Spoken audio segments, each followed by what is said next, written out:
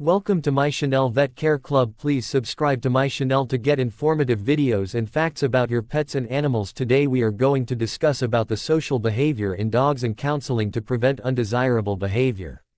Dogs are highly social animals and are well adapted to living in groups.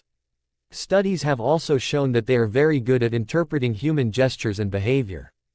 Dogs interact with each other and people through body postures, facial expressions, tail and ear positions, raising of hair or hackles, vocalizations, and scents. Although dogs evolved from the gray wolf 12,000 to 14,000 years ago, domestication and breeding practices have created variations in appearance, temperament, and social signaling. These variations can make it difficult for dogs and people to communicate with different breeds.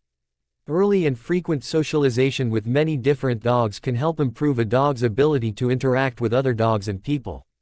Between 3 to 8 weeks of age, dogs tend to focus on other dogs, if available, for social interaction, and between 5 to 12 weeks of age they shift their focus to people. Dogs are most receptive to learning how to deal with new situations until about 16 to 20 weeks of age. After this age, dogs do not stop learning from exposure. They just do so at a much slower rate and perhaps in a different way. It is not critical to change the focus of exposure at one specific period, because given adequate opportunities, puppies will learn about the social and physical environments when they are ready.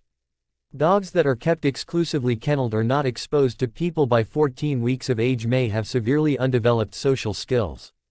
The best age to adopt a puppy is at about 8 weeks of age. Unless there is no other choice, puppies should not be adopted until at least 7.5 weeks of age. Sexual maturity in domestic dogs occurs between 6 to 9 months of age, later for giant breeds, while social maturity develops at 12 to 36 months of age. In free-ranging groups, dogs that challenge the established social hierarchy may leave and form their own groups if they do not succeed in gaining a high rank. This situation may be similar to one form of inter-dog aggression that occurs in multiple dog households. Social maturity is also the time when problems with aggression and anxiety develop. Roaming, mounting, urine marking, and fighting are stimulated by sex hormones, particularly testosterone. These problems are often greatly reduced in males by neutering. Most domestic dogs, except for Basenjis, have 2 heat estrus cycles per year. All members of the group may assist in puppy care. In multiple dog groups, the highest-ranking dogs may be the only ones to breed. Although the dog's social structure has been referred to as pack hierarchy, it is not an accurate description of dogs' relationship with each other or with people. Hierarchy in dogs is not set in a straight line. Instead, it flows based on what resource the animals desire. It is maintained primarily by lower-ranking dogs giving way to higher-ranking ones and not, is commonly believed, by fighting. In addition, it only applies to a dog's relationship to other dogs, not to its interaction with people. Counseling to prevent undesirable behavior. Your veterinarian and their staff can work with breeders, trainers, pet stores, and shelters to ensure that newly adopted dogs get off to the right start.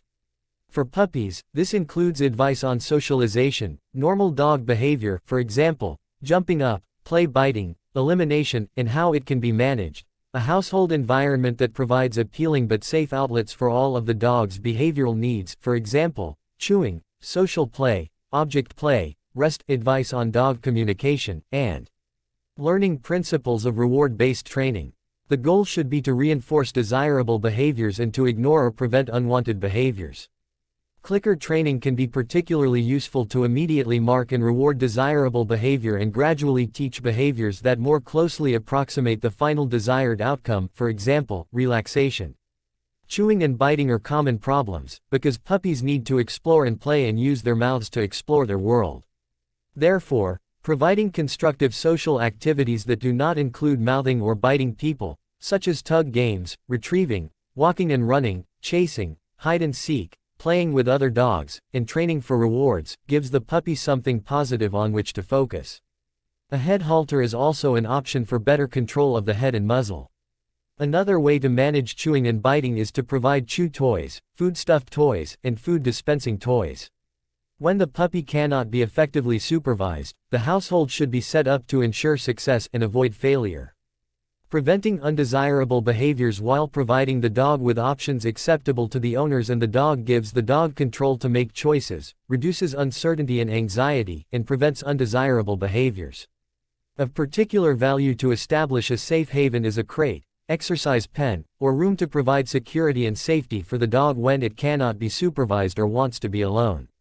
A daily routine can be established that provides stability and predictability for the dog, beginning with meeting the dog's social and physical needs, followed by sessions of inattention during which the dog is given the opportunity to nap and rest or to engage in exploratory play with its food and chew toys. By confining the dog to a crate, pen, or room during these inattention times, the dog learns to spend time on its own. This also may prevent damage to property, house soiling, and even separation anxiety. Undesirable behavior might alternatively be prevented through environmental management, example, child gate, shutting doors, tie-downs, deterrent devices.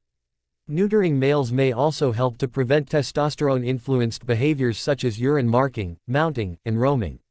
Thanks for watching the video.